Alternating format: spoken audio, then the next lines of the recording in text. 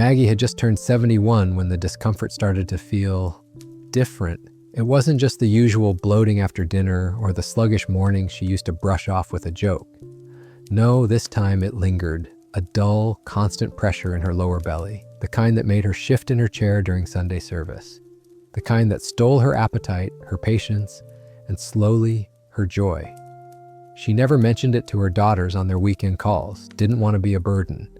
But deep down, Maggie was tired of feeling stuck. And when 3 days passed without relief and a familiar tightness returned each night, she finally whispered to herself, "Something's not right." The breaking point came one quiet Tuesday afternoon. Maggie had planned to walk to her neighbor's for tea just a few blocks down, but her jeans felt too snug. Her stomach hurt. So she sat instead, curled up on the edge of her bed, pressing gently against her belly, trying not to cry. She thought about the fiber powder she'd bought, the over-the-counter pills that once worked but now did nothing. The worry started creeping in. Is this just how my body works now? Is this what aging really means? That night, she barely slept. At sunrise, she called her doctor, more embarrassed than afraid, but ready to admit what she'd been holding in, literally and emotionally, for far too long. When I met Maggie, she reminded me so much of my aunt. Sharp eyes, soft laugh, and that same stubborn pride. She looked me straight in the eye and said, "Doc, I just want to feel normal again. I don't need a miracle, just peace." I told her gently what I've told many patients over 60. Our digestion doesn't stop working, but it does start whispering for a little more help. It's not about prescriptions or harsh solutions, it's about listening. Maggie wasn't broken, her body was just asking for something different, something kinder. We talked not about medicine, but food. Not about symptoms, but stories. I asked her what she ate in the mornings, how often she cooked for herself, and what she remembered her own mother using when things weren't moving. That's when her eyes lit up. "My mom used to keep a little jar of prunes in the cupboard," she said. "She called them her secret weapon." I smiled and said, "Maybe it's time we bring that secret back." And just like that, her journey began, not with pills, but with memory, with care, with nourishment. Over the next few weeks, Maggie made small changes. She started adding soaked chia seeds to her oatmeal, sautéed spinach with garlic in the evenings, and kept 2 golden kiwis in a bowl on her counter like little green promises. It wasn't overnight, but one morning she called me, not for an appointment, not out of concern, but just to say, "I went this morning, easily. I feel lighter, happier." Her voice had changed, so had her energy. She was walking more, smiling more, even baking again. You see, this isn't just a story about digestion, it's about freedom. The freedom to leave the house without fear, to sit through a movie without shifting in discomfort, to feel comfortable in your own skin again. Maggie's journey is one I've seen over and over, but it never gets old. Because when your gut feels good, your whole life opens up. And sometimes the biggest transformations begin with something as small as a prune or a decision to stop suffering in silence. So if Maggie's story sounds a little like yours, stay with me. There are simple, natural foods that have been quietly helping people like her, like us, for generations. And today I want to share them with you. Maggie had always been an early riser. Even after retiring from her job as a school librarian, she kept the habit of waking with the sun. Her small house on the edge of town was usually filled with the smell of cinnamon coffee by 6:30 a.m., and her mornings were quiet, gentle, filled with crossword puzzles, morning stretches, and soft music humming in the background. But lately, those peaceful rituals had been quietly interrupted. The music still played, the coffee still brewed, but Maggie didn't feel like herself. Instead of starting her day, she found herself sitting still at the kitchen table, her hands resting on her belly, waiting, hoping, dreading. It wasn't pain exactly, not the sharp kind anyway, but there was a heaviness, a bloated sort of pressure that refused to go away. She hadn't had a proper bowel movement in 3 days, and her body felt slower, heavier, more distant. She thought maybe it was something she ate. Maybe she needed to drink more water. She tried walking it off, tried peppermint tea, even rubbed her belly in circles like she used to when her children had tummy aches, but nothing worked. And the silence of the morning, normally so comforting, became a place where her thoughts grew loud and worrisome. What if this is just how it is now?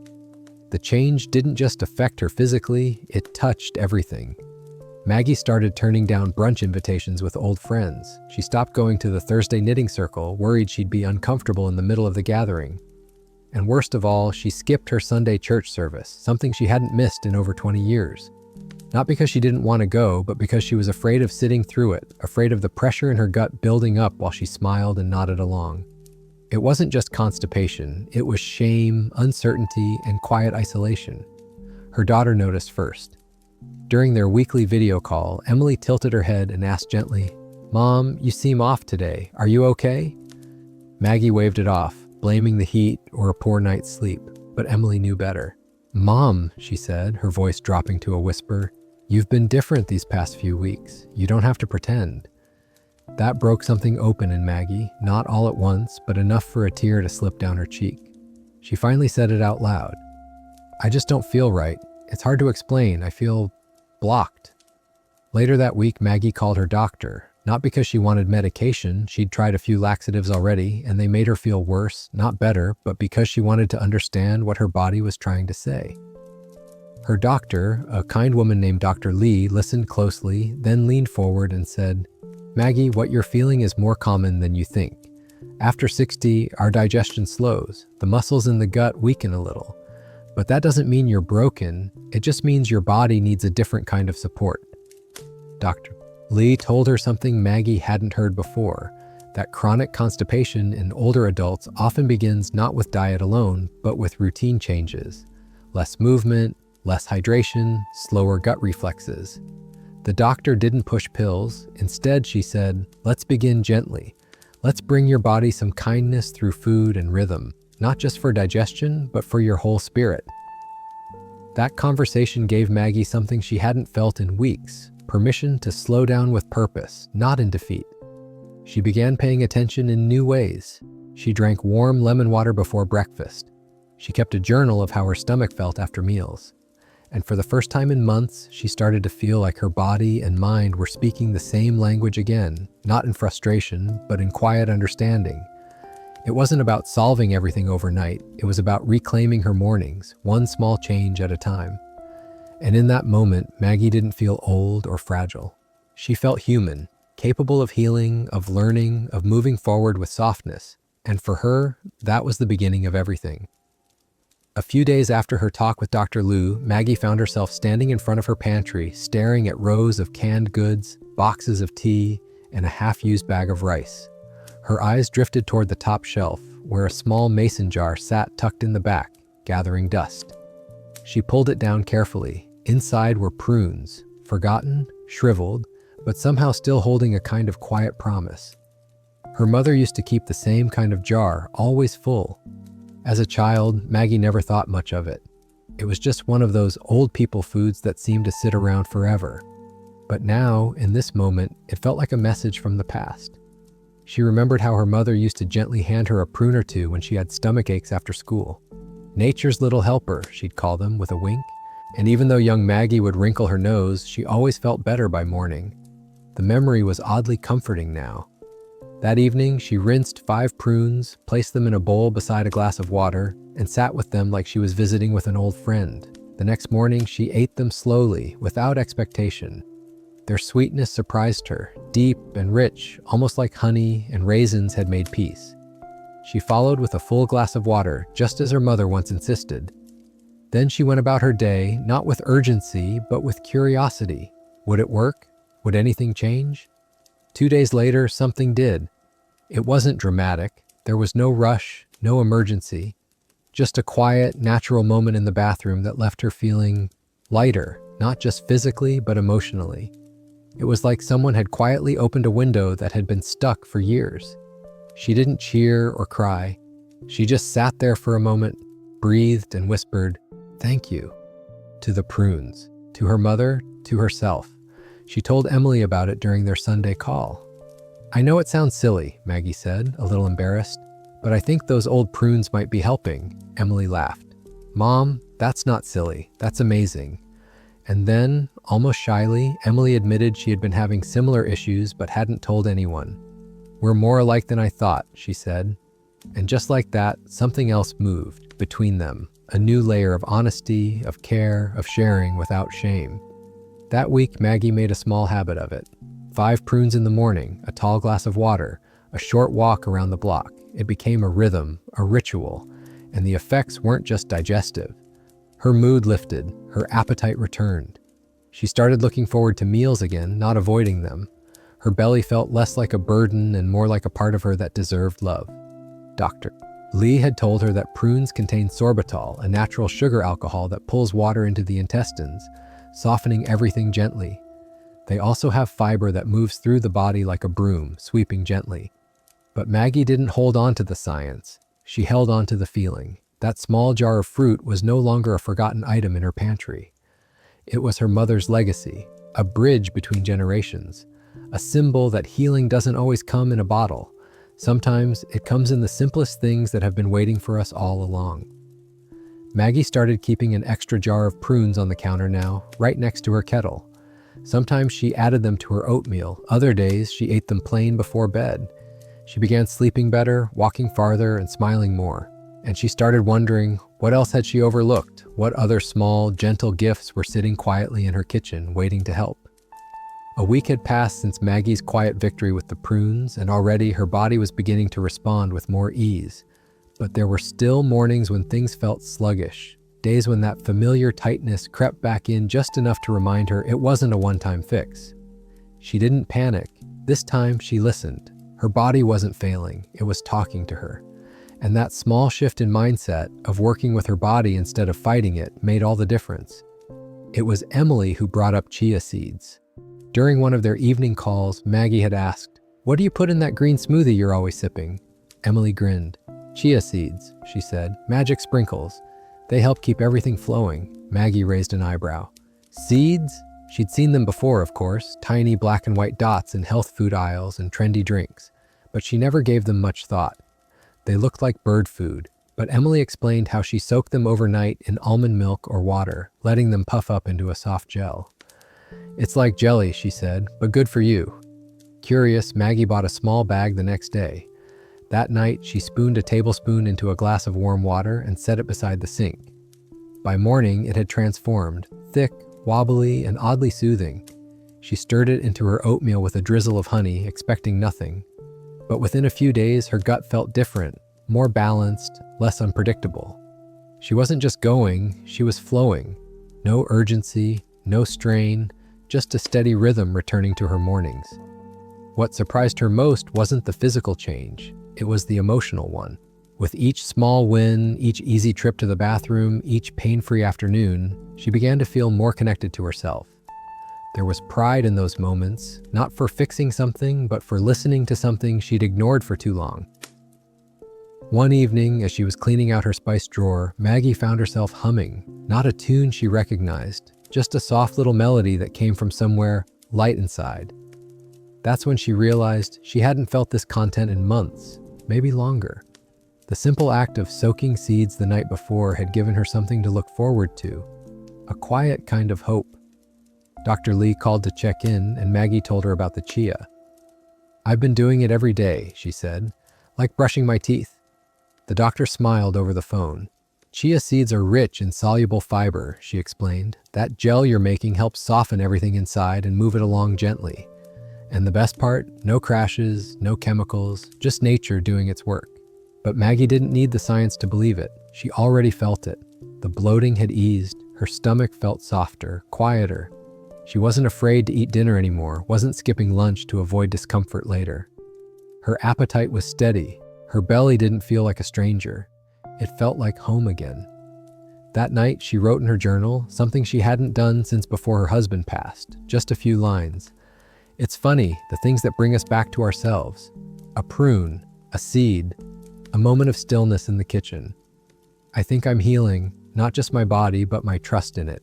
She paused, then added, "Tomorrow I'll try something warm, something green. I remember Mama's spinach stew. Maybe it's time to bring that back too." The first cold snap of fall arrived one Thursday morning, sending a quiet shiver through Maggie's kitchen windows. She pulled on her sweater, wrapped her fingers around a cup of tea, and stared out at the golden leaves swirling across her yard. It was beautiful, peaceful, but something inside her felt unsettled again. Not the old discomfort, but something gentler. Like her body was craving warmth, not just in temperature, but in nourishment. That afternoon, she walked to the little corner market a few blocks away. Her steps were slower than they used to be, but steadier than they'd been in months.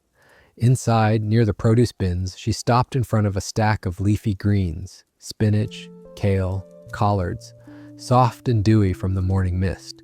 Without thinking, she reached for a bundle of spinach. The smell alone took her back, to her mother's kitchen, to the pot simmering gently on the stove, garlic and onion mingling with steam. That stew was medicine, even if no one called it that. Maggie hadn't made it in years. That evening she did. She chopped slowly, deliberately, olive oil, crushed garlic, a bit of sea salt. As the spinach wilted in the pan, the whole house seemed to exhale. She didn't measure anything, just followed instinct, memory. When the stew was done, she ladled a bowl and sat at the kitchen table, the warmth rising into her cheeks. With the first bite, something in her softened. It wasn't just about digestion anymore, it was about comfort, tradition, coming home to herself. Over the next week, Maggie ate the stew every other night. Sometimes she added a handful of cooked lentils or a sprinkle of turmeric. Other times, just the greens. She noticed that her belly felt more settled after those meals, less gassy, less tight. She didn't feel full in the heavy, uncomfortable way she had before. It was a nourishing fullness, grounded, gentle. During her follow-up appointment, Dr. Lee smiled when Maggie described the stew. Cooked greens are a quiet powerhouse, she said, especially for folks over 60. They're rich in magnesium, which draws water into the intestines and relaxes the muscles that help things move. Maggie nodded, but didn't reply right away. Her mind was back in the kitchen, the steam rising, her hands steady over the stove. What mattered to her most wasn't the magnesium or the fiber. It was the feeling, the ritual of chopping, the silence as the pot bubbled, the first warm spoonful in a bowl cradled between her palms. There was healing in that space, in the slowness, in the intention. Her digestion was improving, yes, but so was her spirit. She had created something with care, for herself, and that alone was worth everything. One Sunday morning, after finishing her bowl of spinach stew, Maggie got dressed, did her hair, and returned to church for the first time in over 2 months. When she stepped into the chapel, several neighbors gasped and smiled. "We missed you, Maggie," someone called. She smiled, gently placed her hand over her stomach, and whispered to herself, "I missed me too." That day, she stayed through the whole service. No shifting in her seat. No anxious glances toward the exit. Just peace. Afterward, she stood on the church steps, the crisp air brushing her cheeks, and thought about all the ways her body had been quietly asking for help. Not in shouts, but in whispers, and now that she was listening, it felt like the world had softened too. She went home that afternoon and opened the fridge. The jar of Chia sat waiting, the prunes lined up in their little dish, and beside them a few ripe kiwis she'd picked up on a whim. Something about their brightness made her curious. She didn't know yet what they could do. But after all this, she was ready to find out. The kiwis had been sitting on Maggie's counter for a few days now, small, round, and covered in that odd, fuzzy skin that made them seem almost shy. She hadn't planned to buy them. They were sitting near the register at the market, and something about their green brightness had caught her eye. On impulse, she'd placed 3 in her basket, not even knowing what she'd do with them. Now, with the morning sun lighting up her kitchen, she picked one up and turned it slowly in her hand. It reminded her of her granddaughter, Lucy, bright-eyed, curious, full of energy. Maggie smiled, remembering a moment from just a few weeks ago. Lucy had been visiting, and after watching Maggie push food around on her plate, she had said gently, "Grandma, maybe your tummy just needs something fresh." Then she'd taken a kiwi from her lunch bag, peeled it with her fingers, and handed it over.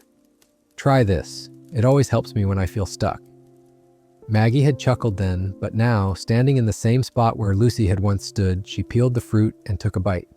The taste was surprising, sweet but sharp, tangy, almost playful. It woke something up in her mouth, in her mind. She ate 2 kiwis that morning, just as they were, nothing fancy, no toast, no oatmeal, no distractions. Just her, the fruit, and the quiet rhythm of a body trying to heal. The next morning, something shifted. It wasn't dramatic, but it was unmistakable. Her digestion had taken another gentle turn, not just ease, but energy. Her whole system felt lighter, less sluggish, more responsive. Even her face looked different in the mirror, less puffiness around the eyes, a bit more color in her cheeks. And when she stepped outside to check the mailbox, her legs didn't feel like weights. They felt like hers again. Later that week, she called Dr. Lee to share the update. "Kiwis," Maggie said, almost laughing. "Who knew?" The doctor chuckled. "They're a secret weapon. Most people overlook them, but they're full of natural enzymes, especially one called actinidin, that helps the stomach break down food more efficiently. And they've got the perfect blend of soluble and insoluble fiber. That combination moves things along, gently without the crash." Maggie nodded, though she barely heard the science. What mattered was how she felt. More than anything, she realized this moment wasn't about a single fruit. It was about momentum. The prunes had started the process. The chia seeds had kept it flowing. The greens brought her comfort and routine. But the kiwi, it sparked something, a sense of newness, of confidence. She wasn't just coping anymore, she was thriving. She wasn't waiting for things to go wrong. She was choosing things that made her feel good.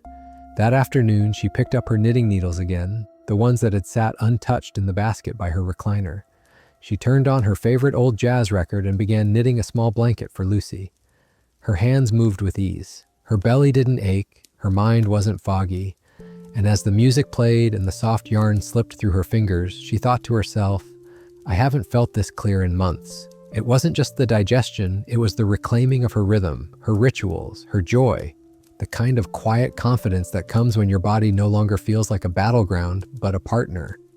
And it all began, she realized, not with big changes, but small ones. One prune, one spoonful of seeds, one bowl of greens, one fuzzy fruit. Tomorrow, she told herself, she'd go out and walk a little farther, maybe even take the long route to the market. There might be something new on the shelf, waiting to surprise her, something else small, something powerful, just like her. It had been almost a month since Maggie first sat across from her doctor and admitted, with trembling honesty, that she felt stuck. And now, as she stood at her kitchen window watching a soft autumn rain begin to fall, she realized something remarkable. She no longer thought about her digestion every day. That tight, constant awareness in her belly had faded, replaced by something she hadn't felt in a long time. Quiet confidence. Her mornings had become sacred again. Not because they were perfect, but because they were hers. She woke up, sipped warm lemon water, sprinkled chia gel into her oatmeal, and took her time. Sometimes she had her prunes before breakfast, sometimes after. She sautéed greens for dinner, peeled her kiwis with care, and savored the feeling of being full, not just in her stomach, but in her heart. She didn't need reminders on the fridge or pill bottles lined up on the counter. Her body had learned to trust her again, and she was learning to trust it in return. There were still occasional days when things moved a bit slower, but those days didn't frighten her anymore. They didn't steal her joy. She knew what to do.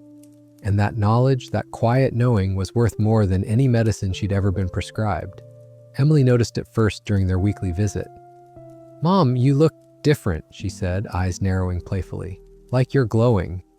Maggie laughed, brushing a crumb from her sweater. "I feel different," she said. "Not younger, just lighter. Like I'm not carrying something heavy anymore." That night, Maggie sat down with her journal, the one she used to avoid because it reminded her of everything she was struggling with. But now it felt like a friend again. She wrote, "I thought I needed fixing, but all along I just needed to listen. I needed to return to myself, slowly, gently, without judgment. And it started with food.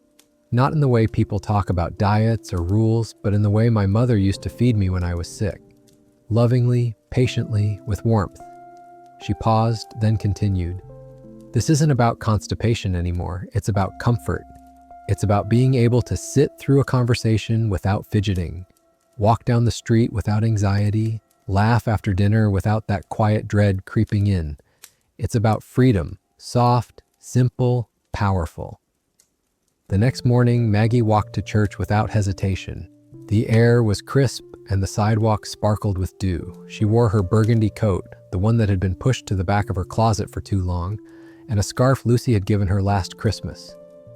As she reached the front steps of the chapel, she paused, placing a hand on her stomach. Not in pain, but in gratitude. She wasn't cured, she was connected to her body, to her choices, to the simple wisdom that lives in every small, natural thing. And maybe, just maybe, someone else out there, someone sitting in silence, waiting for relief, needed to hear her story, not as a cure, not as a prescription, but as a quiet invitation to begin listening again, to find their own prune, their own seed, their own warm stew or bright green fruit, to begin, wherever they were, with one small act of care. Because sometimes healing doesn't arrive with fanfare. It arrives like Maggie did, slowly, gently, and right on time. Maggie didn't find relief overnight. There was no magic pill, no sudden fix. But over the course of a few quiet weeks, something profound happened. Her body softened, her fear faded, and she began to feel at home in herself again. The woman who once skipped Sunday service out of discomfort was now walking through the doors with calm steps and a quiet smile. The one who avoided meals now stirred her greens with care, sliced kiwis in the sunlight, and welcomed her mornings with purpose. Her transformation wasn't just physical, it was emotional, deeply personal. She moved from silence to curiosity, from shame to trust. Each prune, each soaked chia seed, each warm bowl of spinach stew was an act of kindness, a choice to listen, a choice to believe that healing could be gentle and that age did not mean surrender. So if you've been sitting with discomfort, silent, embarrassed, unsure where to begin, maybe this is your sign. Start small, one change, one food, one act of care. Your body isn't the enemy. It's a friend asking softly for attention, for patience, for help. And you deserve to feel light again, not just in your stomach, but in your spirit. Let Maggie's journey be a reminder that it's never too late to feel better, to move with ease, to reclaim the simple joy of waking up without worry. Because healing isn't about fixing what's broken, it's about coming back to yourself, one gentle step at a time. And the truth is, you're closer than you think.